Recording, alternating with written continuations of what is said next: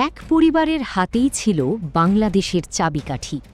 চট্টগ্রামে তাকে কেউ বলতো মুকুটহীন সম্রাট, আবার কেউ দেখত রাজনৈতিক নাটকের কেন্দ্রীয় চরিত্র হিসেবে সালাউদ্দিন কাদের চৌধুরী, যার ব্যক্তিগত পরিচয়ের বাইরে আরও বড় ছিল তার পারিবারিক প্রভাব।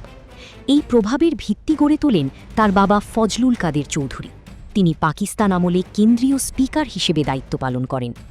একই সময়ে পরিবারের আরেক সদস্য এ.কে.এম. ফজলুল কবির চৌধুরী ছিলেন বিরোধী দলীয় নেতা, অর্থাৎ ক্ষমতার দুই দিক, সরকার ও বিরোধী দল দুটোতেই ছিল একই পরিবারের শক্ত অবস্থান।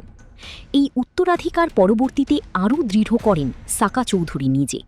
১৯৭৯ থেকে ২০০৮ সাল পর্যন্ত ৬ বার সংসদ সদস্য নির্বাচিত হওয়া তার রাজনৈতিক প্রভাবের বড় প্রমাণ। ২০০১ সালে তিনি প্রধানমন্ত্রীর উপদেষ্টা হিসেবেও গুরুত্বপূর্ণ ভূমিকা পালন করেন।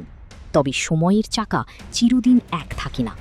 একসময় যে ক্ষমতার শীর্ষে ছিলেন, ২০১৫ সালে মানবতাবিরোধী অপরাধের মামলায় মৃত্যুদণ্ড কার্যকর হওয়ার মাধ্যমে তার জীবনের সেই দাপুটে অধ্যায়ের সমাপ্তি ঘটে।